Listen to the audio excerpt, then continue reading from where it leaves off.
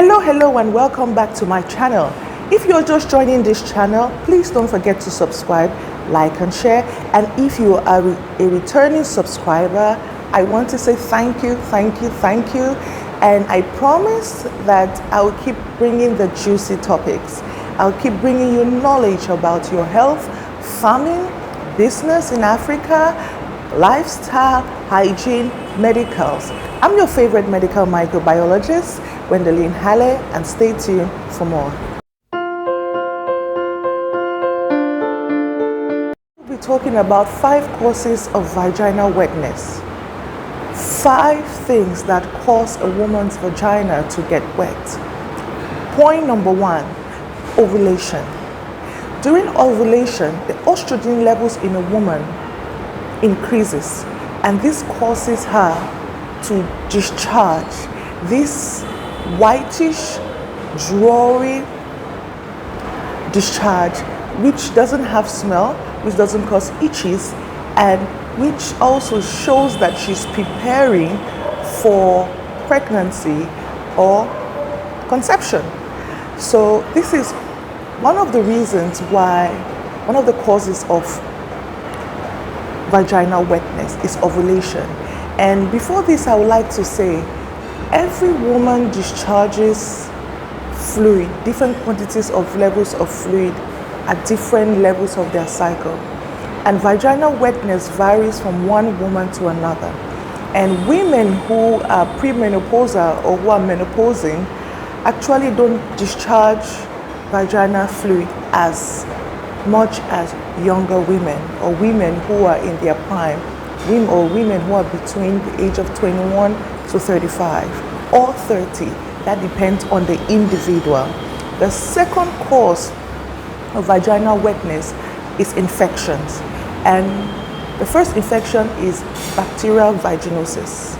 I did a video on this bacterial vaginosis. Bacterial vaginosis produces colored discharge. It could be green, it could be gray, it could be yellow, it could be green, it could be brownish. I'm not talking about when a woman is starting her period or her period is ending.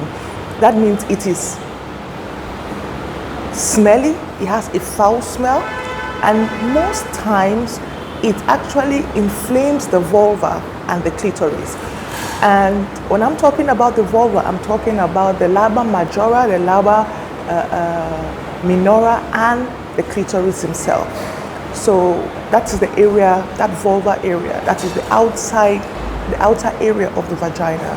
So this you should put in your mind, that whenever you have this kind of problem, you should seek medical attention. The next is cervical cancer. Cervical cancer can go unignored in several women. But the truth is, during cervical cancer, you have a discharge. Now, this is just for every woman to note. A woman is supposed to know her natural smell, the smell of her natural discharge while she's ovulating, the color of it. That means the texture of it, everything about it you're supposed to know. And this comes by taking the time to actually monitor your body, study it, and I think that is a beautiful thing every woman should do. Sexual arousal. Now, the woman has 2 glands by the side of her vagina that are Bartholin glands that are actually responsible for the secretion of the fluid, the seminal fluid, that's just a little bit slimy when a woman is aroused. That is during foreplay, during kissing, during romance, in any form. This gland is responsible.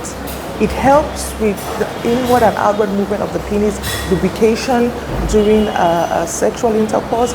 It also helps the semen to swim, or the sperms to swim gracefully into the womb and fertilize the eggs.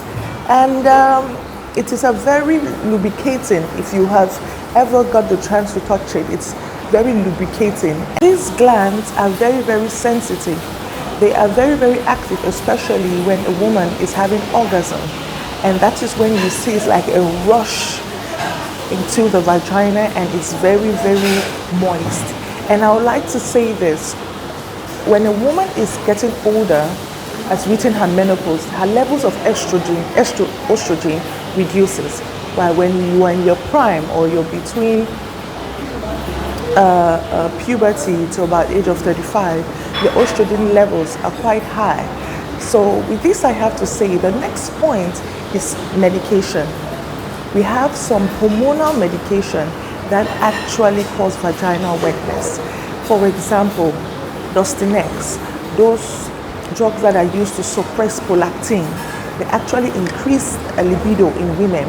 And once the libido is increased, it actually increases the estrogen level. It actually gives the estrogen, increases the estrogen levels. When the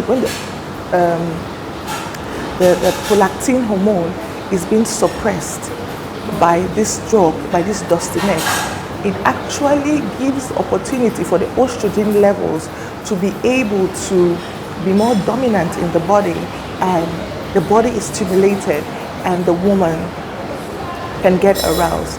Now, these hormonal drugs cause a lot of libido issues in women. They increase the sexual libido. On the contrary, some contraceptive pills, implants, injections actually reduce the libido of a woman. Reduce the libido of a woman. It actually reduces estrogen. Estrogen is very, very much responsible for the sexual being, the sexual arousal of a woman, the wetness of the vagina. It is one of the hormones that is very, very active. So with this, I would like to say, whenever you notice that you have a discharge that is smelly, that is different in color than cream white, that is a little bit very sticky and very unlike your normal discharge. Most importantly, if you have irritations around your vulva, when you have inflamed vulva and a clitoris, these are things you need to see your doctors for. Another point that will cause vaginal discharge if you have an infection like Candida albicans. Candida albicans, that is vaginal thrush, or what they call Candida. Now, this is what happens in the vagina, and this is when the